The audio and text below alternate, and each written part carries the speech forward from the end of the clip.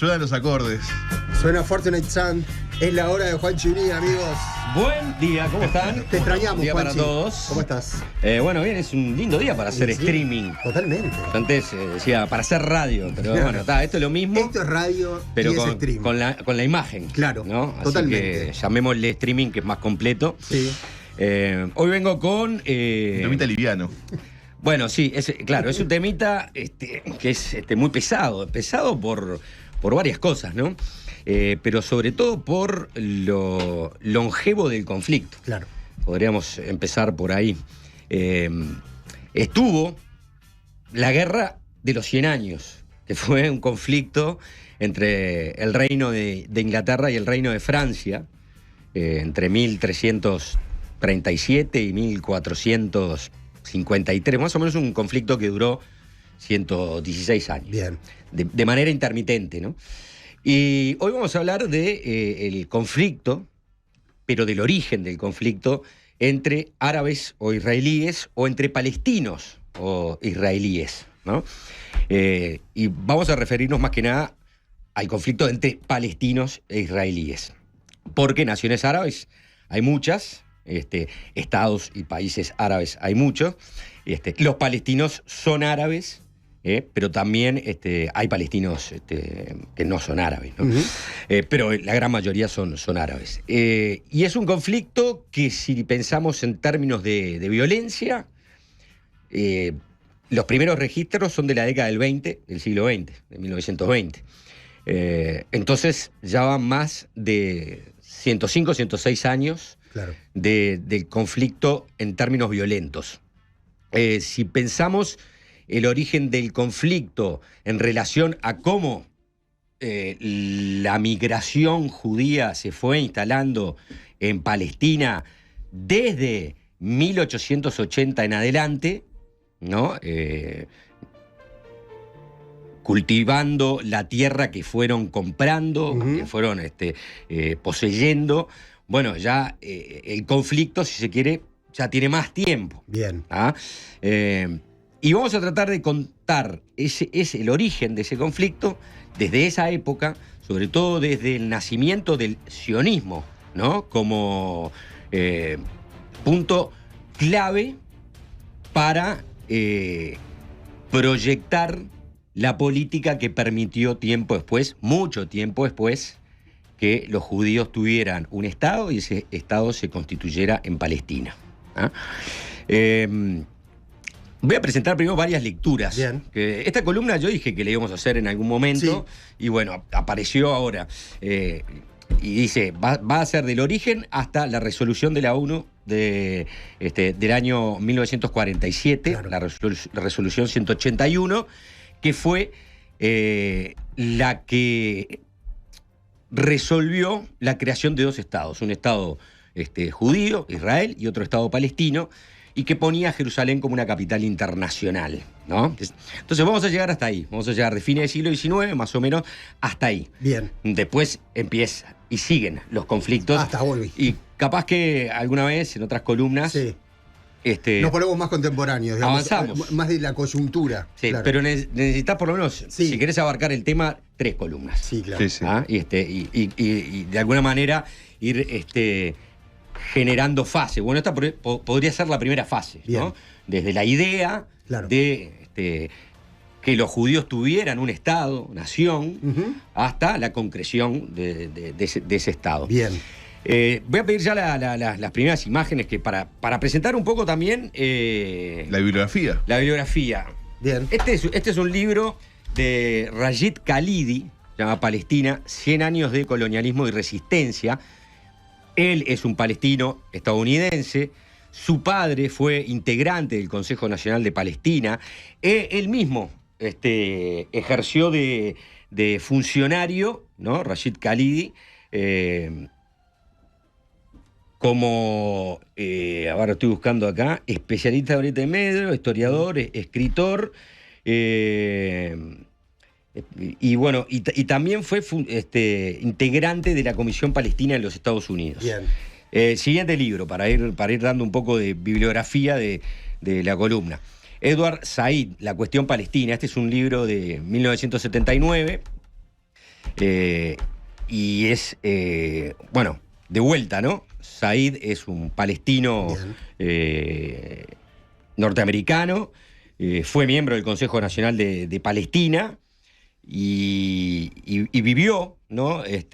La primera guerra israelí contra los Estados Árabes en 1948, donde se generó lo que los palestinos llaman la Nakba, que es el desplazamiento, o la catástrofe, se puede también traducir de esa manera, sí, de 700.000 palestinos que, bueno, perdieron sus tierras, perdieron sus hogares, y comenzó el tema de los refugiados palestinos fuera de Israel. Hay más libros también que se puede... Este libro es un libro más que sirve para la actualidad. Es un israelí judío, Omer Bartov, y What Went Wrong, qué pasó, ¿no? ¿Qué fue mal? ¿Qué fue mal? Sí. Y hace un análisis más crítico entre los últimos años de la política israelí en relación a lo que él entiende es el sionismo, ¿no? Okay. Y las contradicciones que ahí se plantean. No nos sirve mucho para la columna de hoy, pero es un libro que recomiendo. Bien. Y después, ahora no sé si tenemos alguno más. Otro libro que... bueno, este es un librazo. Un clásico. Todos los libros de Paul Johnson. Este es muy bueno. Son librazos, ¿no? Este historiador británico que tiene este libro, La historia de los judíos, que es súper abarcativo. Tiene uno que es la historia de los cristianos. Tiene otro que es la historia de los Estados Unidos, que también es muy bueno. Justo que estamos cumpliendo, casi me sale. En el momento cipayo total. En el momento cipayo total, casi estamos cumpliendo 250 años de independencia. ¿No te invitaron al portaaviones a vos? No me invitaron al portaaviones. Bueno, pero vamos a arrancar. Yo dije, esta columna la planteé, creo, la primera columna que hice hace más de 8 semanas. Dije, sí, bueno, vamos a hacer una columna sobre este tema. A mí me interesa sobre todo mucho el tema a partir de lo que voy a plantear hoy, ¿no? De cómo se fue gestando el conflicto entre israelíes y palestinos, entre judíos y palestinos. Pero hace unos días atrás se me disparó la idea de hacerla, bueno, vamos a hacerla ahora, porque me encontré con este recorte en redes. Yo hice mi propio recorte, pero era un recorte que circulaba en redes, que va a ser el video número 1, que va a ser un poco para dejar planteada la pregunta que vamos a intentar responder a lo largo de la columna. A ver. La seguridad de Israel, el derecho a la defensa, sin que eso implique defender las acciones del gobierno de Netanyahu. ¿Son esas dos defensas compatibles? ¿Vos sabés por qué existe el Estado de Israel? Sí, bueno. ¿Por qué existe el Estado de Israel? No me empieces de nuevo con esta dar examen. El Estado de Israel existe porque tenemos una cúpula de hierro. Bueno, ahí estaba Pettinati siendo entrevistado por la periodista Analia Matisik y respondiendo por qué existe el Estado de Israel.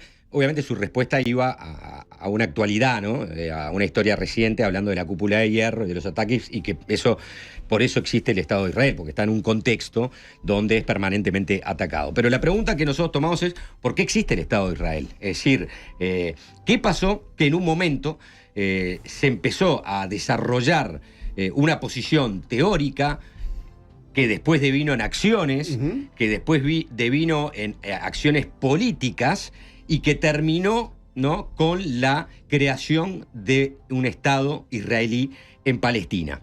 Hay una buena parte de esta historia que se va a desarrollar durante lo que se conoce como el mandato británico en Palestina, bien, que fue de 1920 a 1947, cuando, después de la Segunda Guerra Mundial... La primera.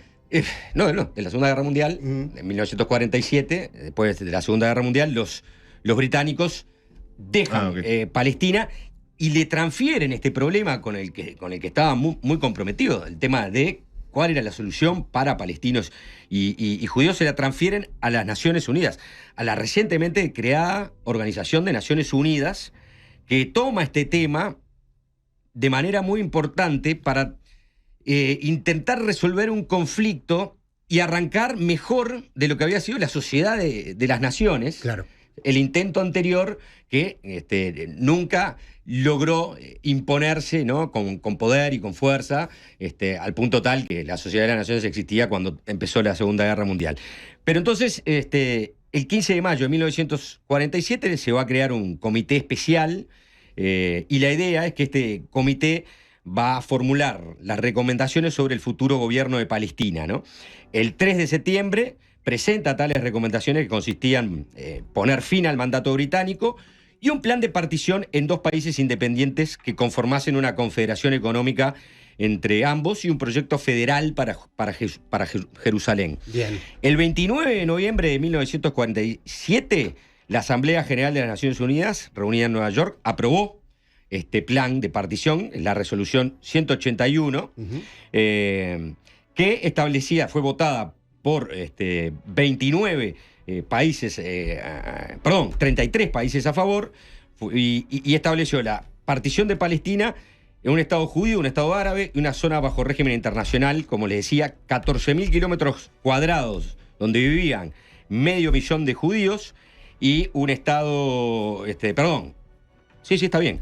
Y por otro lado, 11.500 kilómetros cuadrados donde vivían 800.000 árabes y también unos 10.000 judíos. ¿Eso es el mapa de la partición? Este es el mapa de la partición, ¿no? Para el Estado árabe. Es muy bueno verlo, porque cuando uno entiende lo que se está partiendo, entiende también mejor, uno ve un pedazo más grande y un pedazo más chico, hay que considerar el Negev, el desierto del Negev. O sea, los israelíes iban a quedarse con la parte desértica principalmente, claro, que era también un proyecto difícil de asumir, ¿no? Claro. Lo vamos a ver al final, porque vamos a cerrar y ahí vamos a mostrar el mapa de la partición. Bien. Esta solución, que fue conocida como la tesis de los Estados Unidos, ¿no? Y acá vamos a introducir al economista Mauricio Bernstein en su libro El diálogo imposible, breve historia del conflicto israelí-palestino. Este es un buen libro, es una buena guía y escrito sobre todo desde la honestidad intelectual, que nos habla del papel de los representantes uruguayos en esta negociación. Rodríguez Fabregat. Sí, vale destacar que los representantes uruguayos en la UNSCOP, en este comité, y en las negociaciones que prosiguieron, jugaron un papel decisivo. Tal fue el caso del profesor Enrique Rodríguez Fabregat, el historiador Carlos Seco Echauri y el ingeniero Edmundo Sisto. Los uruguayos, junto a la delegación guatemalteca, tuvieron un rol protagónico y lograron hacer prevalecer la tesis de los 2 estados. El 29 de noviembre de 1947, las recomendaciones del comité se pusieron a votación en la Asamblea General de la ONU. Esta se aprobó, ¿no?, con el plan de partición de Palestina, con 33 votos a favor, 3 en contra y 10 abstenciones. Esta resolución fue rechazada por los árabes, pero también fue criticada por los sionistas, ¿no?, que a pesar de todo se adhirieron a ella. La resolución jamás será aplicada porque 6 meses después de su aprobación y el mismo día que finaliza el mandato británico y que se proclama el Estado de Israel, empieza una guerra árabe-israelí, ¿no? Claro. Bernstein escribe en su libro: es importante tener en cuenta el grado de organización que tenían árabes y judíos en 1947. La sociedad árabe palestina se encontraba a mitad de camino entre los últimos vestigios semifeudales y una estructura social moderna. A la hora de montar una organización estatal, los judíos se hallaban mejor preparados. Desde los años 20 se venía gestando una estructura institucional que el futuro Estado moderno mantendría, ¿no? Estaba el Consejo Nacional, estaba la Central Obrera, estaban los servicios médicos, estaba el Haganá, que era la autodefensa, ¿no?, las milicias de autodefensa. Y en este sentido la comunidad árabe se mostraba mucho menos estructurada que la que entonces los judíos habían armado en Palestina. Las clases dominantes, siendo las principales los Husseini y los Nayashibi del Palestina, rivalizaban entre sí, lo que restaba cohesión a cualquier proyecto de índole nacional o necesario para la fundación de un Estado centralizado. De todas formas, puede conjeturarse que, de haber aceptado la resolución 181 de la ONU, poco a poco habría sido posible construir las condiciones necesarias para engendrar un nuevo Estado árabe, soberano e independiente. Es muy importante eso para entender por qué después del 48 un Estado fue mucho más fácil de verse físicamente, digamos, ¿no? Bien. Vamos a ver el primer video. Mauricio Bernstein lo entrevistamos y le hicimos la pregunta, ¿no? De por qué existe Israel, y nos respondía lo siguiente. A ver. El Estado de Israel existe, a mi entender, por diversas razones. La primera es por la voluntad de vivir de la colectividad judía en un país propio, ¿verdad? Entiendo que existe un vínculo entre los judíos de todo el mundo y ese pedazo de tierra que se llama Israel, porque allí nació la lengua, allí nació la religión, allí nació la tradición, o sea, lo que podemos entender como la identidad judía nació en ese territorio y de ahí el vínculo que tiene con ese territorio. También creo que hay otros factores, como por ejemplo lo que ha sido la fuerza que ha tenido el sionismo para poder llevar adelante la creación del Estado de Israel. Pero si tuviera que destacar un factor, digo que es una voluntad, ¿verdad? Un anhelo y una misión también, ¿verdad? Que datan de los tiempos antiguos, no por eso, no por haber vivido allí hace 2000 años, uno tiene el derecho a reclamar la tierra. Me parece que uno tiene el derecho a reclamar la tierra en la medida que es un pueblo, y todos los pueblos, todos, no unos y otros no, todos los pueblos tienen su legítimo derecho a la autodeterminación. Bueno, ahí introducía el concepto de la autodeterminación, que es recogido por la Carta Fundamental de la Organización de las Naciones Unidas en 1945, ¿no? Que faculta a los pueblos a decidir libremente su condición política, económica, social, cultural, sin injerencias externas. Esta es un poco la respuesta, ¿no?, de Mauricio Bergstein a por qué existe el Estado de Israel. Ahora vamos a introducir a nuestro otro entrevistado, que es Fernando Adrover, que es doctor en Historia, profesor de Historia Contemporánea en la FIC, en la Facultad de Información y Comunicación, y también en la Facultad de Humanidades. Y le planteamos un poco la misma pregunta, ¿no? ¿Por qué existe el Estado de Israel? A ver. Para empezar, creo que es un conflicto de nacionalismo, hay que interpretarlo de esa manera. ¿Por qué se crea el Estado de Israel? Bueno, porque un nacionalismo triunfa y el otro es derrotado. Y ahí, con esto quiero marcar, distanciarme de alguna manera de las visiones del conflicto que lo interpretan como una cuestión religiosa. Es un conflicto principalmente de nacionalismo. Hay un historiador del nacionalismo, John Bruley, que dice: los nacionalismos, para ser exitosos, tienen que lograr movilizar, coordinar intereses distintos y legitimarse a nivel internacional. Y eso es lo que logra el sionismo de forma muy eficiente. Institucionaliza una agencia que desarrolla labores diplomáticas y legitima las aspiraciones del sionismo a nivel internacional, que es la agencia judía. Institucionaliza un fondo que le permite viabilizar la migración y la colonización en Palestina, que es el Fondo Nacional Judío, y en el territorio logra desarrollar instituciones de autogobierno, el Ba'al Leumi, por ejemplo, unas fuerzas armadas, la Haganá, una especie de central sindical que es la Histadrut, y sobre todo instituciones culturales que logran eficientemente homogeneizar a una población que es muy diversa. Si bien con hegemonía del sector askenazí, logra homogeneizar esa población tan diversa que va migrando hacia Palestina. Las universidades juegan un rol muy importante, las escuelas, y la creación del hebreo moderno también como un factor muy poderoso de homogenización es muy eficiente. En contraste, el nacionalismo palestino no tiene el mismo éxito. Ahí hay un libro de Rashid Khalidi, que es un historiador palestino muy importante, que trata de entender por qué en buena medida fracasa el nacionalismo palestino en esa primera época. Y bueno, para empezar, el gran líder de ese nacionalismo palestino, que es el muftí Amin al-Husseini, al ser encumbrado por los británicos como un líder colaboracionista y moderado en los años 20, ya genera división. O sea, hay un primer factor de división ahí. Pero además de eso hay varios clivajes. Hay clivajes, oposiciones entre sectores rurales y urbanos, entre diferentes clanes que se disputan la hegemonía. Ahí probablemente el más notable es la oposición entre los Husseini y los Nayashibi, y sobre todo no logra ser un nacionalismo de masas, y de hecho ese liderazgo tan conservador bloquea la movilización de masas en muchos momentos. Por ejemplo, bloquea la formación de Istiklal, que es un partido nacionalista de masas. Entonces, Eso es importante. Y finalmente la revuelta árabe del 36 al 39 va a ser un factor decisivo de debilitamiento. El saldo es líderes presos, muertos o exiliados y un agotamiento económico de la comunidad palestina que va a ser decisivo en la derrota del 48. Bueno, ahí Fernando introduce varios conceptos, ¿no? Mucha información, pero es un poco lo que venimos hablando anteriormente, ¿no? Acá había una comunidad instalada judía muy organizada y una comunidad árabe poco organizada, ¿no? Bien.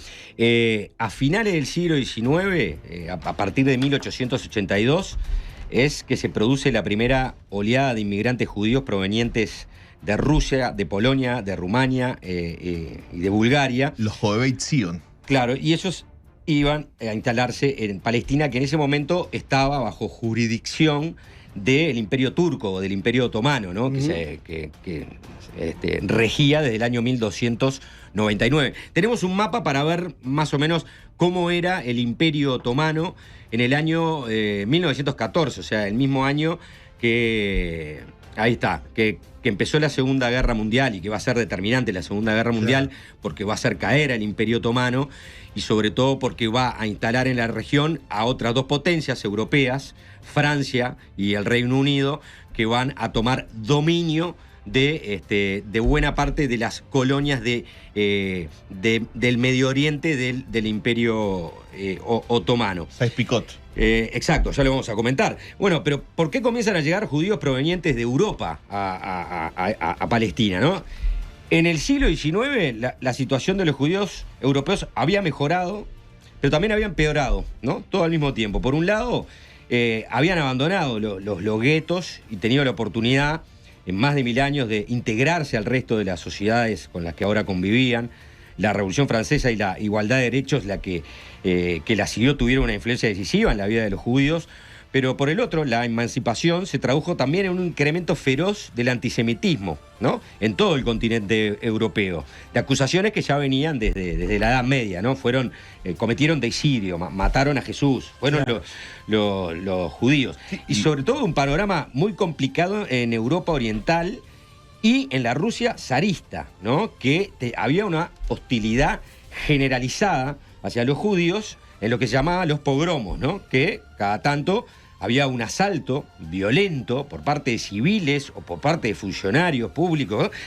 A matar judíos por una razón en la que los judíos no tenían nada que ver. Y un caso de ellos es el asesinato del zar Alejandro II, donde se empezaron a promover matanzas, ¿no? Contra los judíos, y eso hizo que muchos empezaran a migrar hacia Palestina. Muy bien graficado en El violinista sobre el tejado. Sí, claro. Creo que más allá de que es una película antigua y con mucho peso, para mí explica muy bien también esa situación del traspaso de las comunidades judías que vivían aisladas de las grandes ciudades en las afueras a las ciudades grandes y cómo eso fue bueno y malo para los dos lados.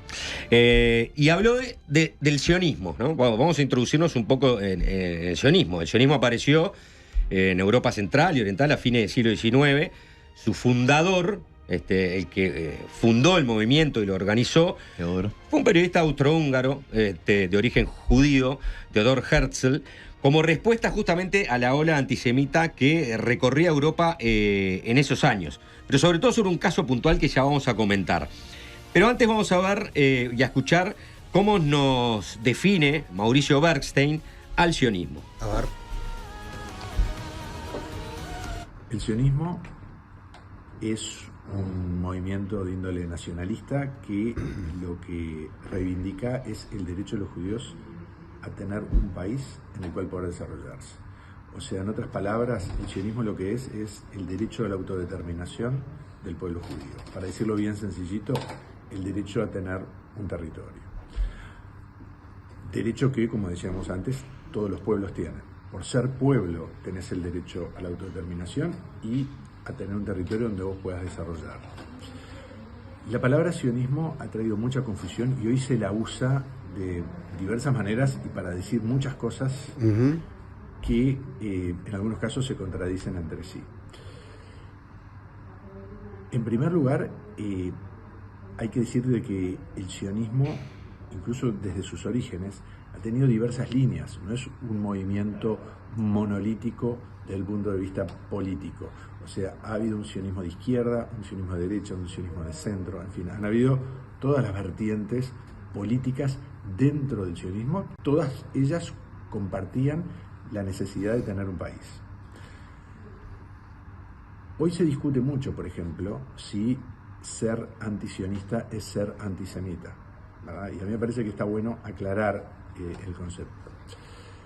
¿Se puede criticar a Israel? Sí, por supuesto que se puede criticar. Todo país que actúa en la realidad y que actúa en el mundo hace algunas cosas acertadas y otras erradas. Y las erradas merecen una crítica y me parece que eso es perfectamente legítimo. Lo que no me parece que es muy claro, y entramos en un territorio gris, es cuando decimos de que somos antisionistas porque negamos el derecho a Israel de existir. Entonces, si tú le negás a un pueblo el derecho a tener un territorio, ahí se entra en una zona gris, porque tú decís, le niego a los judíos, pero no se lo niego a otros. Cuando decimos que Israel existe porque es el derecho a la autodeterminación de los judíos, entendemos que todos, como decía antes, todos los pueblos tienen ese derecho, los palestinos también, los uzbecos, los tibetanos, los chechenos, todos aquellos que participan hoy de un conflicto. Entonces me parece que hay que tener un poco de cuidado con eso de antisemitismo y antisionismo. ¿Criticar a Israel? Sí, pero eso no quiere decir que estés criticando al sionismo, porque el sionismo y la política del gobierno de Israel no son la misma cosa. Israel es una democracia y sus gobiernos van cambiando a lo largo del tiempo de acuerdo a elecciones y demás. El sionismo es otra cosa. El sionismo, como decíamos, va más allá de lo que es la política del gobierno israelí. Confundir las dos cosas me parece que nos lleva a conclusiones equivocadas. Bueno, ahí hacía la distinción. Sí, una confusión habitual además, ¿no? Sionismo y antisemitismo, Sí. pero también entre sionismo y las políticas de los gobiernos israelíes. Claro. Es decir, hoy vos tenés sionistas, que por supuesto son críticos de la política de Netanyahu. Yo viví allá y me fui en gran parte por un descontento con la realidad. Y tenés un sistema democrático integrado por partidos políticos de diferente ideología, pero todos sionistas, porque creen en un Estado de Israel y un territorio de un Estado de Israel, que están intentando sacar del poder a Netanyahu y sus aliados, ¿no? Entonces me parece que eso está bueno, que quede claro. Vamos a escuchar a Fernando Adrover, ¿no? Le preguntamos sobre el sionismo, pero le agregamos también si le parecía que la causa nacionalista de establecer un Estado judío en Palestina era justa, y nos respondía lo siguiente. A ver. Bueno, yo parto de una perspectiva teórica modernista, constructivista sobre las naciones, y la pregunta de si una aspiración nacional es justa, desde esa perspectiva teórica quizás no es tan relevante. Las naciones se constituyen de hecho y no de derecho. Estamos muy acostumbrados a naturalizar el principio de las nacionalidades.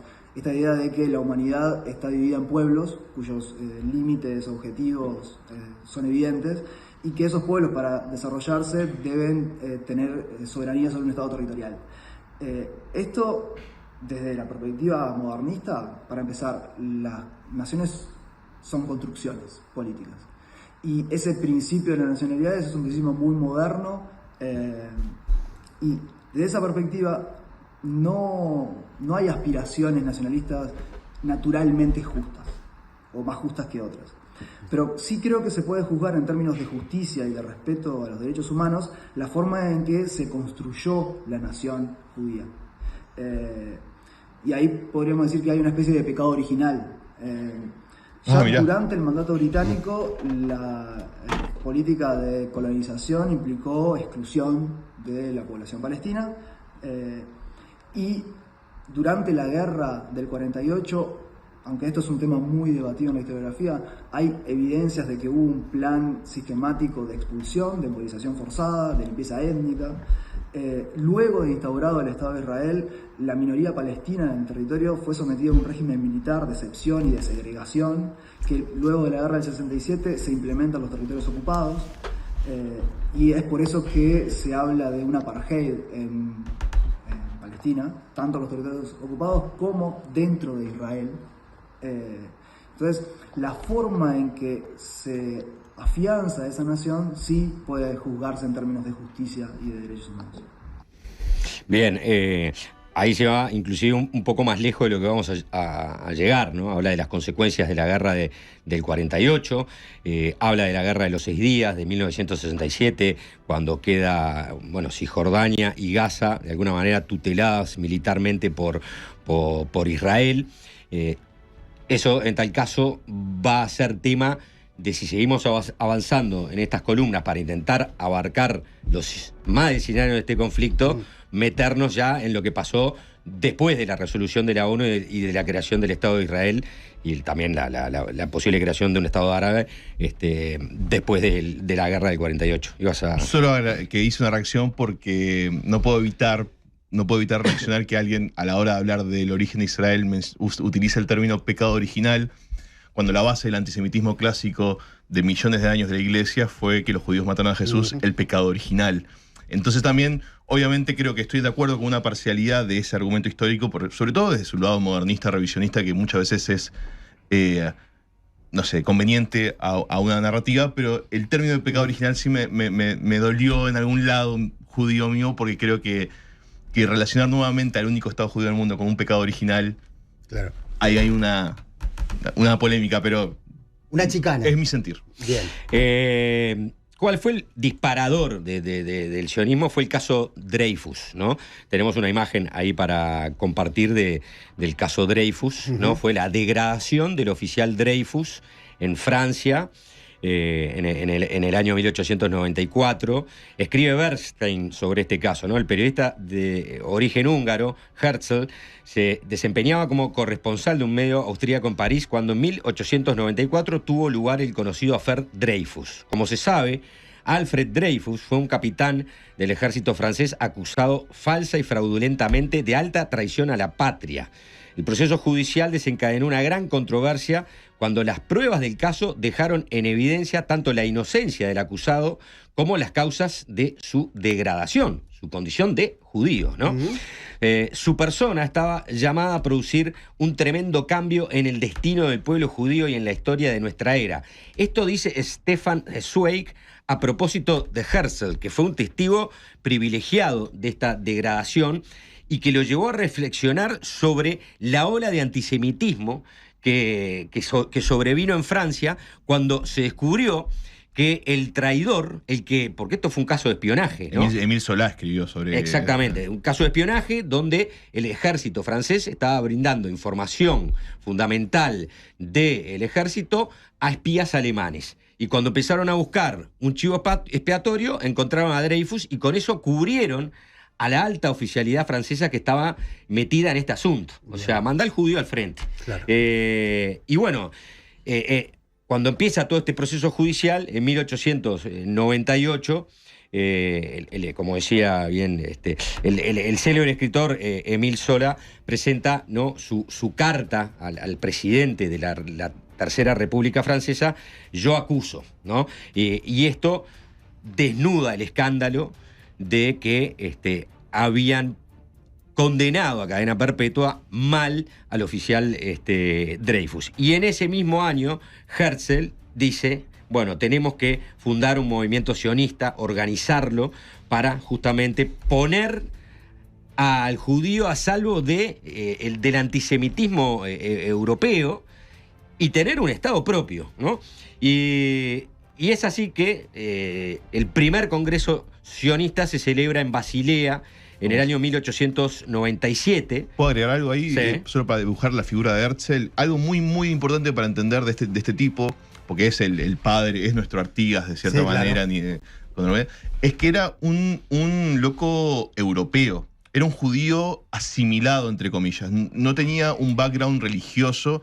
Era un judío que vivía en la Francia como un judío, como un ciudadano más, digo. No tenía una expresión muy ortodoxa ni religiosa de su identidad judía. Y habla de esto porque el caso de Dreyfus despierta en él un sentir que trasciende la religión. Sí, claro. Que trasciende mi identidad judía religiosa, sino que me ataca a mi identidad judía nacional. Que es un movimiento nacionalista y secular. Exactamente, sionismo, y es ¿no? muy importante.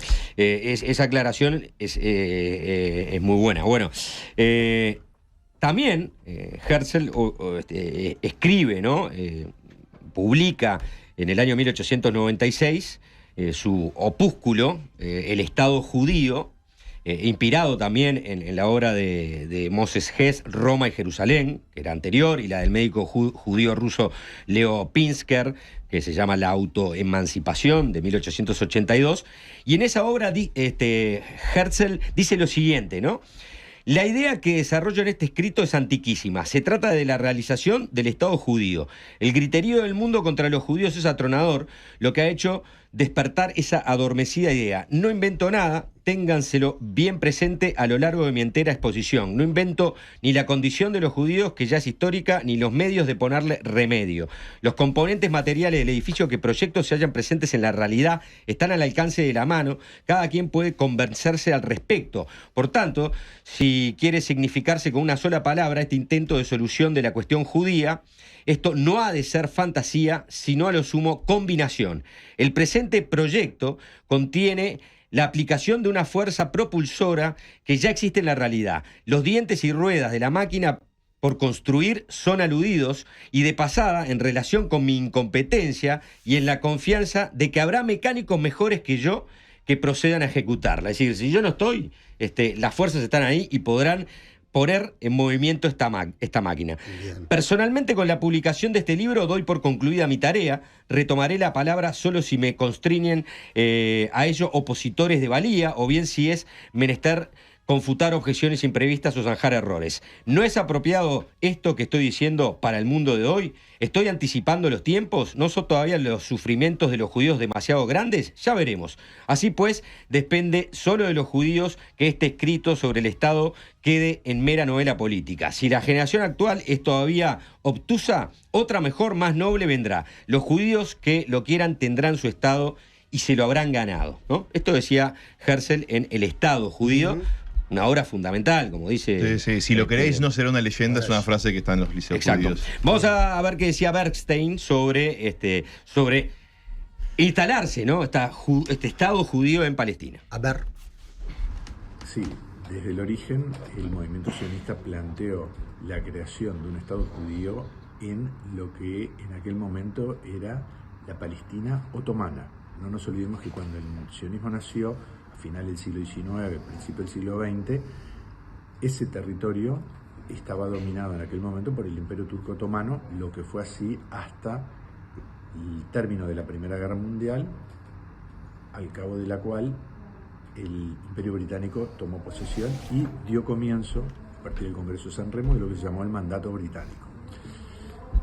Desde ese momento, el movimiento sionista lo que trató era, como decíamos, tener un Estado, tener un país en lo que entonces era la Palestina británica.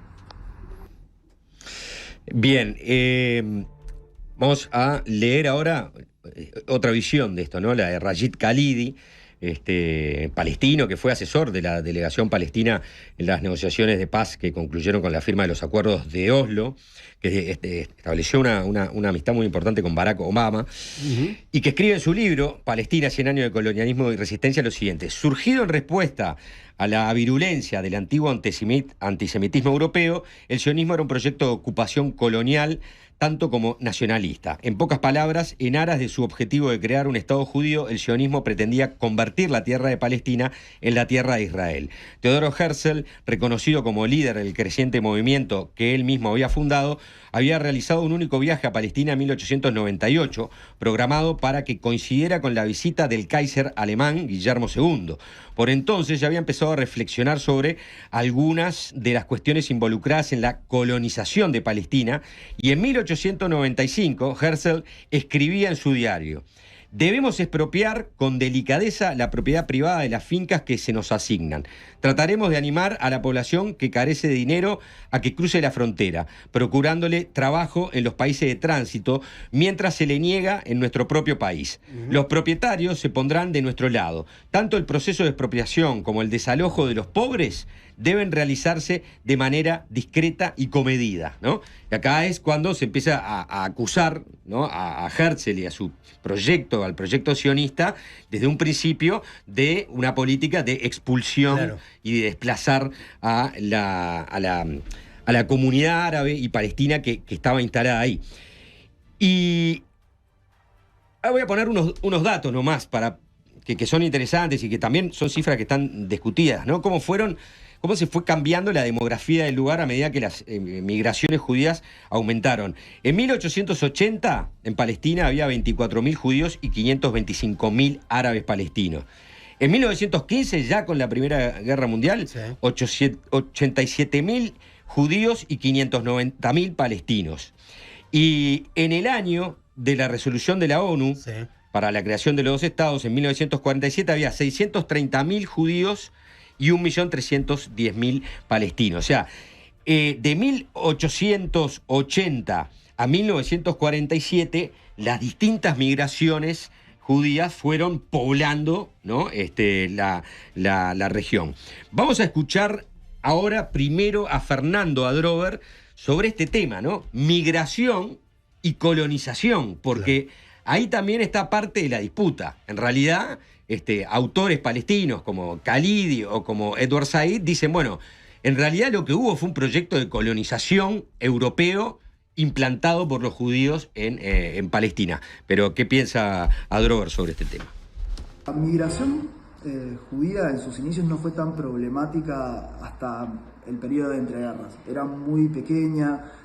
La primera Aliyá no estaba hegemonizada por sionistas, la Aliyá son las migraciones organizadas, ¿no? Ya a partir de la segunda y la tercera Aliyá sí es más masiva, hay presencia de líderes sionistas muy fuertes y ya empieza a generarse choques que dejan de ser esporádicos y pasan a ser bastante comunes. Y la oposición al sionismo pasa a ser un tópico central en las plataformas de los diferentes líderes palestinos. Pero esa presencia sionista se suma, se superpone e intensifica un proceso de desposesión y de cambio en el sistema de tenencia de la tierra que venía de mucho antes, de mitad del siglo XIX, con las reformas dentro del Imperio Otomano que buscaron imponer la propiedad privada y orientar la agricultura en el territorio palestino hacia el mercado mundial. Entonces, hay un proceso de intensificación de un régimen de desposesión que venía desde bastante antes, desde mediados del siglo XIX, que endeudó a comunidades campesinas y obligó a vender sus tierras, arrastró a muchos campesinos a emplearse como mano de obra barata en las explotaciones cítricas de la costa. O sea, intensifica un proceso que viene de antes y le da un nuevo rostro, que es un rostro extranjero y muy politizado en términos nacionalistas, y eso genera estallidos de violencia. Bien. Bueno, ahí van a venir los estallidos de violencia. Los pioneros, ¿no?, judíos que fueron migrando y empezaron a comprar tierras y fundaron ciudades como Tel Aviv, en 1909 instalaron el primer kibutz. Y fue un experimento tan exitoso que ahí empezaron a repetirlo, ¿no? Y está bueno porque es un experimento colectivo, ¿no?, que viene de una raíz socialista y que viene de los judíos rusos que estaban emigrando, y empezó la red de kibutzim, ¿no?, que se iba a convertir fundamental, ¿no?, para después la aparición o la creación del Estado de Israel. Es entender eso, esa fuga de cerebros de Europa a Israel, básicamente, para ese entonces el mandato británico o otomano. Uno jode de Karl Marx y Engels, que eran todos judíos, bueno, pero esas cabecitas que estaban pensando se terminaron yendo para allá, ¿viste? Claro. Bueno, vamos a escuchar ahora a Mauricio Bergstein sobre su opinión, ¿no?, sobre el tema de la migración o la colonización. A ver. Yo creo que la migración judía a la Palestina otomana primero, a la Palestina británica después y a Israel después incluso de esta, obedece siempre al mismo principio, el vínculo íntimo entre la tierra de Israel y el judaísmo. Como decíamos antes, la lengua, la religión, las costumbres, etc. O sea, su identidad se gestó ahí. Evidentemente que cuando los judíos empiezan a volver a lo que hoy es Israel, desde 1882, que cuando fue el primer grupo de judíos que provenían fundamentalmente de Rusia y Europa Oriental decidieron emigrar por cuestiones de antisemitismo que había en la Rusia zarista y los pogromos y demás, no tenían en mente la creación de un Estado judío. El sionismo nació después y esta migración es de 1882. A medida que los judíos empiezan a volver y el sionismo empieza a adquirir fuerza, evidentemente la población que vivía allí, la población árabe, empezó a ver con preocupación la llegada de judíos. Lo que pasa es que los judíos de alguna manera esperaban, y esta era la expectativa que tuvo el movimiento sionista, de poder convivir junto con los árabes, ¿verdad? Recordemos que no había ningún Estado previo, estuvo la dominación británica y antes había estado la dominación otomana, no es que había un Estado árabe previo. Sin embargo, esa convivencia, lamentablemente a partir de 1920, y especialmente cuando dentro del sector árabe primó, digamos, los sectores más radicales y más intransigentes, la convivencia no se hizo posible. De hecho, en aquel momento se hablaba de crear un Estado binacional, o sea, un Estado en el que pudieran convivir judíos y árabes. Y esa fue la idea que perduró, te diría, hasta 1936, cuando los ingleses se dan cuenta de que los judíos y los árabes se están llevando muy mal, no va a poder ser, y proponen un plan de partición, que fue el famoso plan de la Comisión Peel, ¿verdad?, para dividir el territorio. Los árabes siempre vieron la inmigración judía desde entonces hasta hoy, te diría, como decías tú, como una especie de colonización. Yo creo que es una manera equivocada de verlo, ¿verdad? Yo creo que la manera que hubiese sido ideal es procuremos una fórmula de convivencia, porque si vos decís que es una colonización, quiere decir que tú entendés, bueno, esta tierra es mía exclusivamente, y ese me parece que quien plantee que la tierra es exclusivamente propia ya es un problema, porque estás negando el derecho del otro. Entonces a mí no me parece que si tú dices es una colonización, bueno, porque entendés que la tierra es tuya. Me parece que ahí hay algo que le ha costado muy caro a los árabes y a los palestinos después. Esta tierra es nuestra y es exclusivamente nuestra, y los judíos son un invasor colonialista que viene de afuera. No creo que ese sea el caso. Bien, estalla la Primera Guerra Mundial en 1914. De un lado va a estar el Reino Unido, Francia y Rusia hasta la Revolución, y del otro lado, Italia también, que después se incorporó a la guerra más tarde, y del otro lado va a estar Alemania, el Imperio Austrohúngaro y el Imperio Otomano, ¿no?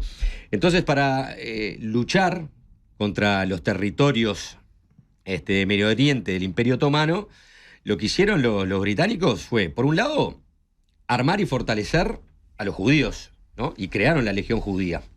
Y por otro lado, a través de Lawrence de Arabia, sí, es verdad, crear una legión árabe, claro, que también combatiera al Imperio Otomano. Y ahí empezaron las promesas de los británicos, ¿no? Que se enredaron bastante con estas promesas. A los árabes le dijeron, bueno, ustedes peleen contra los turcos, peleen contra los otomanos, que después vamos a armar una gran nación árabe con capital en Damasco. Fue una promesa, nunca se cumplió. Y antecedentes del panarabismo. Exacto, sí, totalmente. Y después lo mismo con los judíos, pero los judíos sí iban a tener un respaldo, ¿no? Entonces, ya en 1916 hay un acuerdo secreto entre Francia y el Reino Unido, se llama el acuerdo Sykes-Picot, ¿no? Para dividir la zona de Medio Oriente una vez que vencieran al Imperio Otomano. Pero lo más importante se da en 1917, cuando, vamos a decirlo así, el canciller del Reino Unido, Arthur Balfour, le escribe una carta en 1917 que va dirigida a Lord Rothschild, el banquero judío muy importante en Inglaterra, con la promesa de un territorio nacional en Palestina, ¿no? Y esto se va a conocer como la Declaración Balfour. Bernstein dice, al finalizar la Primera Guerra Mundial, con el desmembramiento del Imperio Turco-Otomano, la Liga de las Naciones otorgó a Gran Bretaña el mandato para regir los destinos de la región. Bueno, el movimiento sionista buscó el apoyo de las dirigencias políticas a favor de su causa, y a través de su figura más prominente, ahí ya era Chaim Weizmann, ¿no? Cuyas investigaciones, era judío, sí, judío inglés, ¿no? Y aparte era un científico que había contribuido con el esfuerzo. Fue el primer presidente del Estado. Exactamente. Bueno, lograron que el ministro de Asuntos Exteriores sacara la declaración Balfour, que decía: el gobierno de Su Majestad ve favorablemente el establecimiento en Palestina de un hogar nacional para el pueblo judío y hará uso de sus mejores esfuerzos para facilitar el logro de ese objetivo, quedando bien claro que nada se hará que pueda perjudicar los derechos civiles y religiosos de las comunidades no judías en Palestina o los derechos y estatus políticos que gozan los judíos en cualquier otro país. Bueno, esto era básicamente: le vamos a dar un hogar nacional a los judíos, que podría ser un Estado, pero no tenemos en cuenta a los árabes, ¿no? Esa declaración la encuadraron y la llevaban para todos lados como la prueba fehaciente. Bueno, ¿cuál fue el rol que cumplieron los británicos durante su mandato en Palestina? ¿Para quiénes jugaron más? ¿No? Ya con la declaración Balfour podemos establecer, ¿no?, un precedente. Vamos a ver qué respondía Fernando Adrover sobre este tema. Pero no se puede entender ese triunfo del sionismo y de la derrota del nacionalismo palestino sin la intercesión de Gran Bretaña como potencia colonial. Ahí el libro de Rashid Khalidi, Diario of Cage, es muy interesante para entender esto. Khalidi habla de esa jaula de hierro en que quedó encerrado el nacionalismo palestino, y esto parte de la declaración Balfour y de la institucionalización del mandato británico en Palestina en los años 20, después de la Primera Guerra Mundial. Ya la presencia británica no es neutral, está atada a la consecución de ese hogar nacional judío, y hay un elemento que es clave, que mientras el mandato británico permite o incluso estimula la institucionalización de la comunidad judía en Palestina, bloquea notablemente la organización política de los palestinos. En esta búsqueda de dividir para reinar, busca explotar las divisiones entre drusos, la mayoría musulmana, los cristianos árabes, busca reclutar líderes colaboracionistas y en eso desplaza también a otros liderazgos que eran muy relevantes y genera división interna.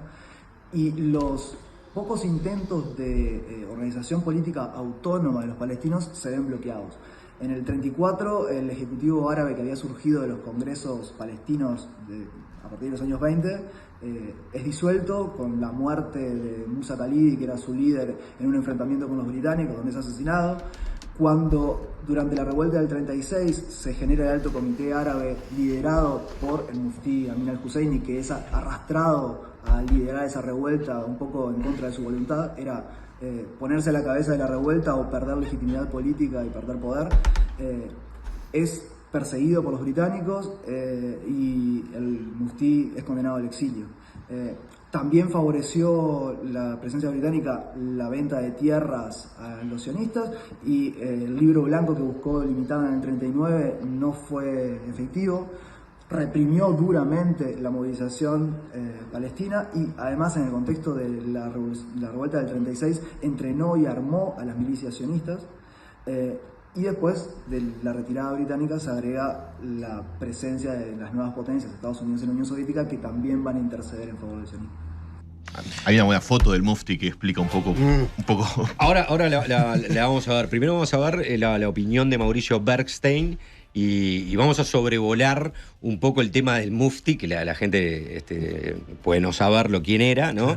Claro. Pero también, por ejemplo, de Vladimir Jabotinsky, ¿no? Que viene a representar acá quizás las dos alas bien más duras que se empezaron a enfrentar ya desde de los años 20. La opinión de Mauricio Bergstein sobre el mandato británico. Yo no sé si la catalogaría de tan determinante y decisiva. Sin duda que fue muy, muy importante y fue un espaldarazo tremendo para el movimiento sionista que se encontraba, digamos, en las primeras etapas. La declaración Balfour ve con buenos ojos la creación de un hogar nacional judío en donde estaban los británicos en aquel momento. Y de alguna manera significó... Se me cortó el sonido.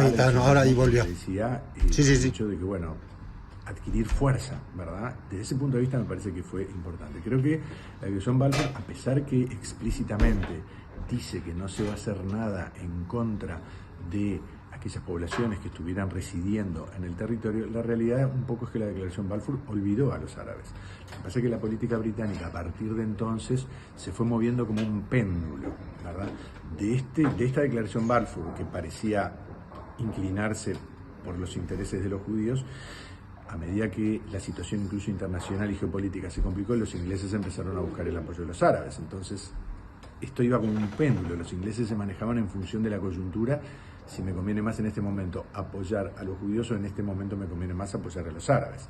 Esa política también fue una política que fue muy perjudicial y te diría para ambas partes, ¿verdad? Por el lado de los árabes, porque los árabes tenían la idea de generar un reino con sede en Damasco, cuando ya Inglaterra y Francia habían acordado dividirse sus territorios, ¿verdad?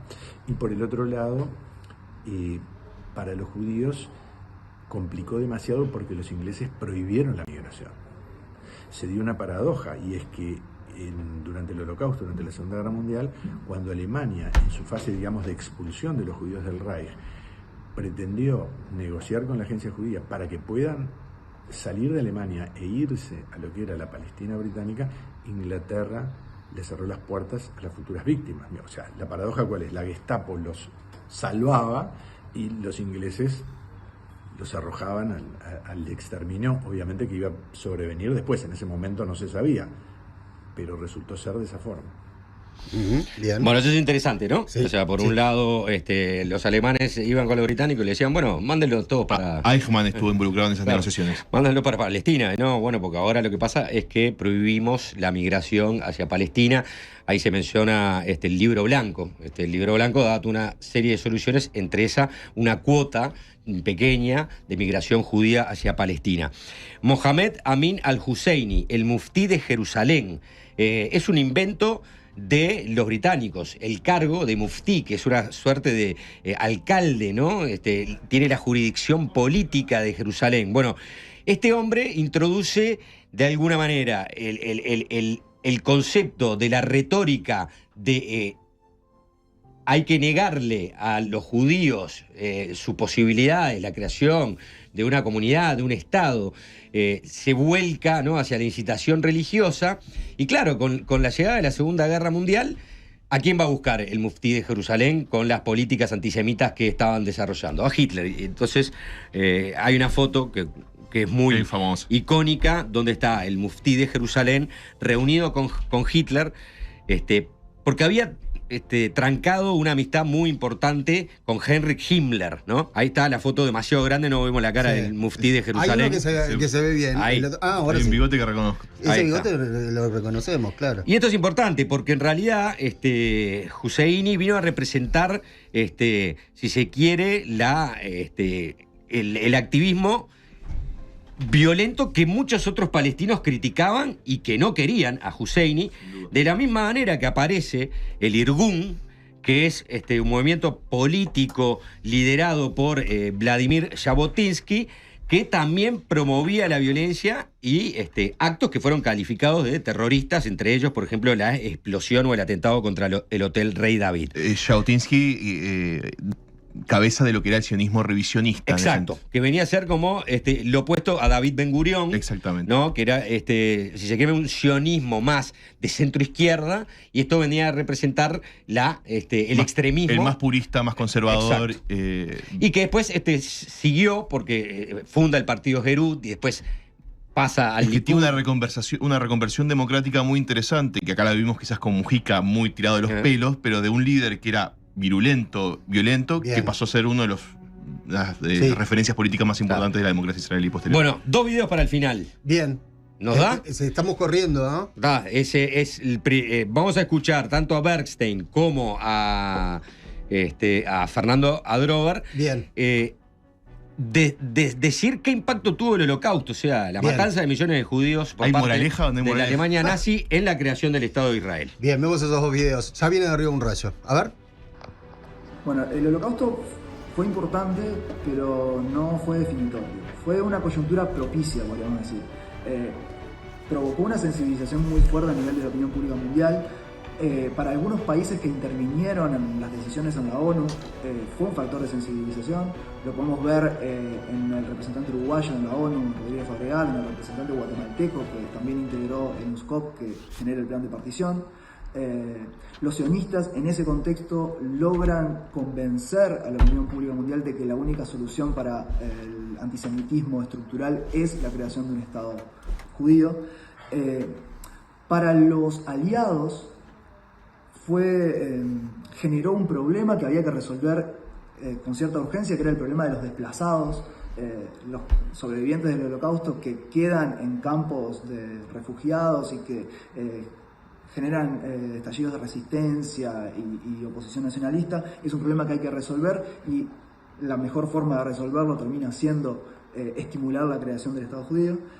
Y también se juegan en esa coyuntura otras cosas, por ejemplo, la necesidad de las Naciones Unidas de legitimarse a nivel internacional luego del desastre que había sido la Sociedad de Naciones, generando un plan de partición que sea exitoso, solucionar un problema, y también las aspiraciones de las nuevas potencias emergentes, Estados Unidos, la Unión Soviética, que ambas coinciden en el apoyo al sionismo en esa coyuntura. Por diferentes motivos, ambas coinciden en el apoyo al sionismo en esa coyuntura. Bueno, y esta es la opinión de Bernstein sobre qué impacto pudo tener el Holocausto en sensibilizar y decir, bueno, vamos a generar un Estado judío y un Estado palestino. A ver... Yo creo que el Holocausto sin duda fue un tema muy importante, decisivo en la historia del pueblo judío. Fíjate que la población judía en el mundo en 1939 era mayor a la actual. O sea, la población judía no se recuperó hasta la fecha de lo que fue el Holocausto. Habiendo dicho esto, digo que el Holocausto es un factor muy importante, pero no creo que haya sido el factor decisivo para la creación del Estado de Israel. Muchos dicen, cambian la ecuación y dicen, si hubiese existido Israel, no habría habido Holocausto. Yo creo que Israel nació porque se abrió una ventana en la geopolítica internacional de aquel momento que duró unos pocos meses, y los líderes judíos de aquel entonces tuvieron la visión y la lucidez o la intuición de crear el Estado en ese preciso momento, porque después quizás no habría sido posible. ¿Y cuál era la particularidad de ese momento? La particularidad era que en 1947, en noviembre de 1947, cuando se vota en Naciones Unidas la partición de la Palestina británica, un Estado para los judíos y un Estado para los árabes, lamentablemente este Estado en ese momento, que debió haber nacido, no nació solamente, o van a ser unos meses después el Estado de Israel, se dio una particularidad, y es que en plena Guerra Fría, Estados Unidos y la Unión Soviética, en ese momento archienemigos, votaron lo mismo, o sea, votaron a favor de la partición. Los líderes judíos entendieron que esa situación no iba a durar mucho tiempo y que había que aprovechar el momento en que las dos superpotencias estaban a favor de la creación de un Estado judío y de la creación de un Estado árabe. Eso duró unos pocos meses, desde finales del 47 hasta mediados del 48. A mediados del 48 ya la Unión Soviética empezó a dar ciertos señales de que no iba a mantener esa postura. Y a lo largo de los años la confirmó, porque la Unión Soviética, en el esquema de la Guerra Fría, apoyaba a los países árabes, mientras que Estados Unidos apoyaba a Israel. Bueno, queda claro para el final lo que dice Adrover y lo que dice Bernstein. Los dos coinciden, ¿no? Se abrió una ventana. La Unión Soviética y Estados Unidos estaban a favor de la creación de un Estado judío. ¿Es ahora o nunca? Esto pide continuará. Esto pide continuará. Y gracias, Juanchi, por esta nueva columna. Otra de conflicto entre Israel y Palestina es el conflicto que viene con Daúl y se arregla el mundo porque le robamos 5 minutos de su tiempo y su programa. El conflicto está instaladísimo. Está bravísimo.